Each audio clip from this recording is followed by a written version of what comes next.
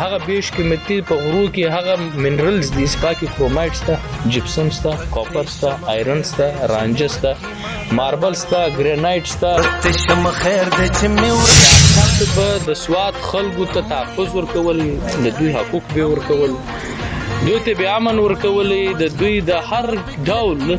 چې کوم حقوق د هغې تحفظ به کول.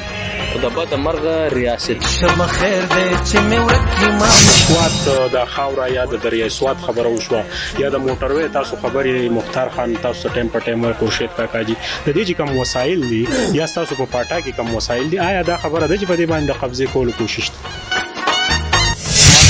خوبونه لیدلی و چې خوشحال خان چې دی هغه سبق وایي هغه چې دی بس جوړېدل غواړي یو دم حادثه راله تاسو نن په سټیج او داسې په مختلفو ځایونو کې ینګ نوجوانانو ته بزرګانو ته سپیچ کوئ تاسو خپل مقصد څه جوړېدل غوښتل دلته کې دی خلک سواد قامي جرګې چې کوم نور پاسونونه دلته کړي دي تقریبا 9 پاسونه دلته شوي دي. شم خیر د چمه ورکی مان راوړې ده ورته شم خیر د چمه ورکی مان راوړې ده امن یو مسلک ته ہے امن یو مسلک ته امن یو مسلک ته ما پکلک کی مان راوړې ده ورته شم خیر د چمه ورکی مان راوړې ده ورته شم خیر د چمه ورکی مان راوړې ده. بسم الله الرحمن الرحیم. د سواد تولسی پاسون زیر اهتمام د سب ډیویژن په ریکورډ چینن کما احتجاجي مظاهره وا هغه ته ګډون کړو د کوټ ناب د عثمان لالازوی خوشحال خان ورسره پښتونخوا ملي عوامي پارټي جنرال سیکریټري مختار لالا یوسفزئی خورشید کاکاجي او زید خان اجي صاحب چې د هوټل اسوسییشن چې د پریزیډنټ ته خوشحال خان تاسو ته هرکلی وایي چې مختار لالا هم ناسته او هغه زمونږ استاد هم دی او خدای بخله عثمان چې هغه زمونږ د پاره یو لوی هستی و او دلته په ریپورت کې مختلف ګیدرینګونو کې هغه شرکت کړو. څنګه ولګېده د سواد په دې خاوره باندې نننې سپیچ او د غزوانانو ته زړه مو څه محسوس کوله؟ ډېره مننه ستاسو د کتونکو او مختار الله کاکاجي او د نورو مشرانو په اجازه د سواد خاوره ډېره ننګیالۍ او غیرتي خاوره ده. د سواد سرشه د پښتون افغان په تاریخ کې په خپل خاورو باندې ننګ کړی دی. دا باتوره کام دا ملتپاله کام همیشه د وطن په دفاع کې د خپل کام په دفاع کې ودرېدلی دي. د هر رنګه ظالم جابر سمراجي قوت استعماریانو خلاف دوی مبارزه کړې ده. نن په دې ملک کې پښتانه له ډېر سختو ترینو حالات سره مخامخ دي او د سواد خلکو په تیرو وختونو کې یو 2 سلیزه مخکې ډېر سخت حالات دلته لیدلي دي. دلته ترهګري وه، دلته بدامني وه، انتها پسندي وه، کاروبارونه نه وو، سیاست نه وو، د ژوند یو قسم نظام نه وو. بیا بدبختي دا د ریاست به د سواد خلکو ته تحفظ ورکول، د دوی حقوق به ورکول، دوی ته به امن ورکول، د دوی د هر ډول چې کوم حقوق د هغې تحفظ به کول. خو د بده مرغه ریاستي دهشتګردي پر دوی باندې مسلطه شوه. د ریاست لخوا پر دوی باندې نور تیری وشو. نن بیا هغه حالات پر سواد باندې دوی غواړي چې هغه حالات بیا راشي.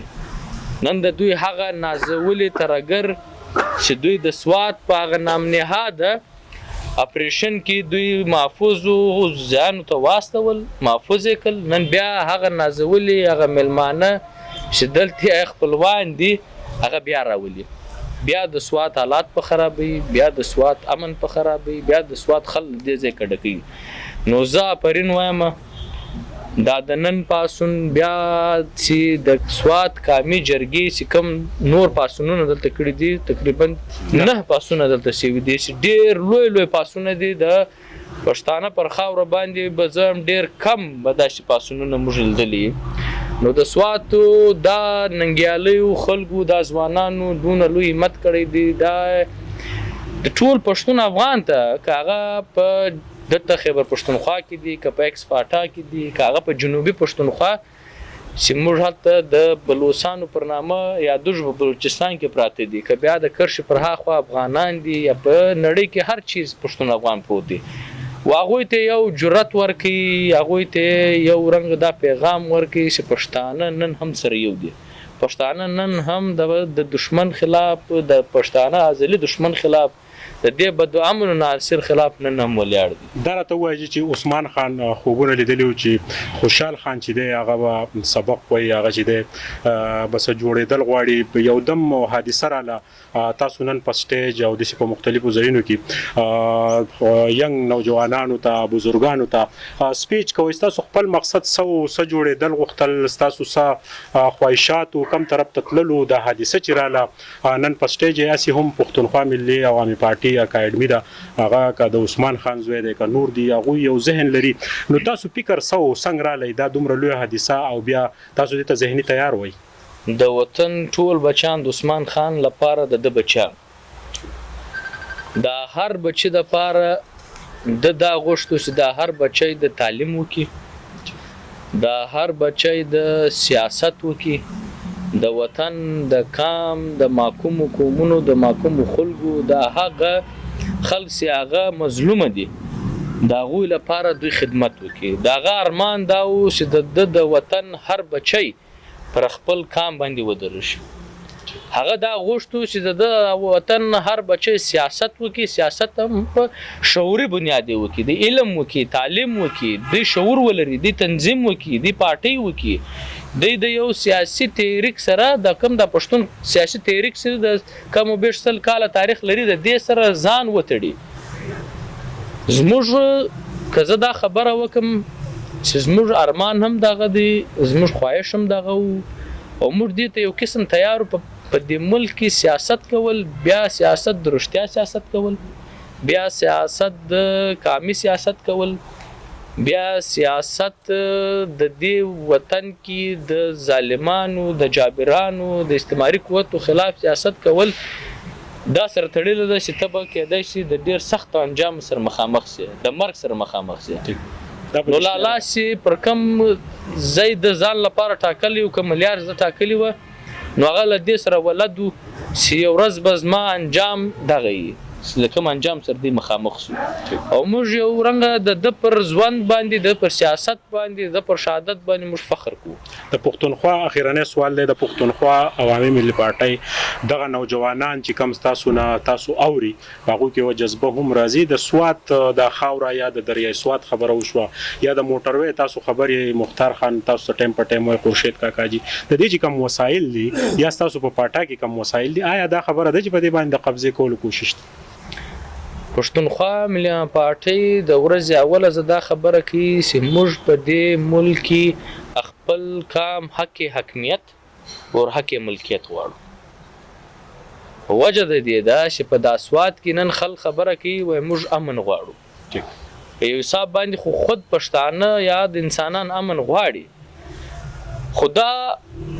بدامني په دې وجې باندې ده چې دا ستا پر وسایلو باندې ستا پر دې وطن باندې ستا پر خلکو باندې د واک چې کوم اختیار دی هغه حق حاکمیت دی پر دوی باندې د حکومت کولو پر دوی هغه سربراهي کولو باندې دوی قبضه کول غواړي نن ستا د وطن دریاوې دی و دریاب ته لري د پښتانه وطن غدي په دې باندې قبضه ده نن ستا په ځنګلونو ستا پر غرونو ستا په هوارې مځکو باندې ستا د مځکې پر سر چې کوم وسایل دي یا د مځکې دننه چې کوم وسایل دي ستا پر غرو کې چې کوم دننه وسایل ستا ګیس دي ستا تیل دي ستا بجلی ده ستا هغه بیش قیمتي هغه دغه دي چې غمیان دي هغه بیش قیمتي په غرو کې هغه منرلز دي سپا کې کرومایټ ستا جپسم ستا کاپر ستا آیرن ستا رانجه ستا ماربل ستا ګرینایټ ستا دلته تا سره فلورایډ ستا میګنیزیم ستا داسې بې شماره زه به یاد نه کړم داسې د موږ به ویل دلته ته ګیس لرې دلته ته کویله لرې دلته ته تیل لرې دلته ستا د بجلي څه کومه ده دا د کویلې هم جوړېږي د اوبو هم جوړېږي او د اوازه هم جوړېږي له لمره هم جوړېږي ستا دغه بیا د دې خطې چې کوم په اسیا کې په ایشیا چې موږ وایو د اسیا کې بیا د دې خطې چې جیو سټراټیجیک لوکیشن دی چې تا د سنټرل ایشیا سره یا د یورپ سره تا تړي د دې په حواله باندې ډېر خاص اهمیت لري دا خاوره دا تا ته پر امن پرېږدي نه پښتانه کې یو مثال دی وایي په مرګ به د ونیسي په تبه د راضي کې نه نه پښتانه دا یو شی دا به سمول موږ غواړو چې دا سم سي دا زموږ ځوانان یا زموږ دا خل راپورته سوي دي دا یو شی باید دوی سم کړي زموږ یوازینۍ او تر ګردو اوله مطالبه امن نه دی دا امن موږ خپله راویستی سو که واک و اختیار زما په لاس کې سي پاکستان کې پښتون قام په کروڑونو پروت دی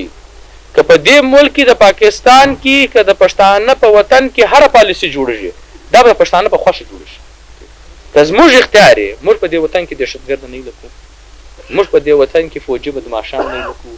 موږ په خپل وطن کې د خپلو وسایلو قبضه نه پرېږدو موږ په خپل وطن کې دلته امن غواړو دلته موږ په خپل وطن کې تعلیم روزګار صحت دلته موږ و دا نورو کامونو دپاره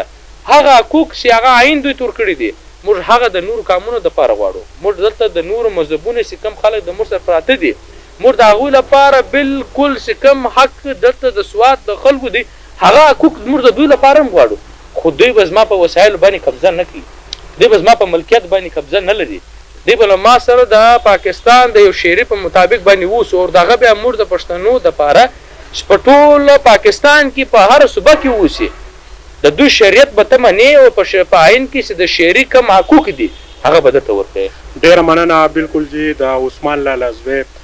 خوشحال خان چې د بریکوټ پریس کلب په خصوصي دعوت باندې د شرکت کړی مونږ د خورشید کاکاجي د مختار یوسفزی او د هوټل انډسټریز چې کوم پریزیډنټ دی زاهد خان د سوات ولسي پاڅون مشر فواد خان او نور ملګرو ډېره شکریه ادا کوو مننه یو جهان مننه مهرباني دلته کې د خلکو زکه تورې نیغې کړي دي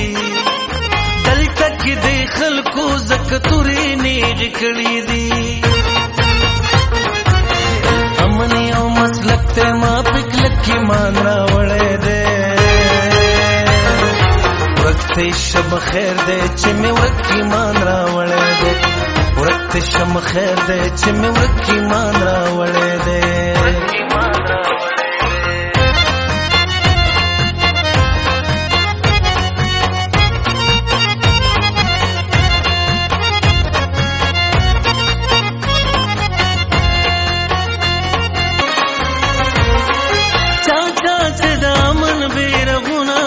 تکړی دی چاچا چې دامن بیر غنا پور تکړی دی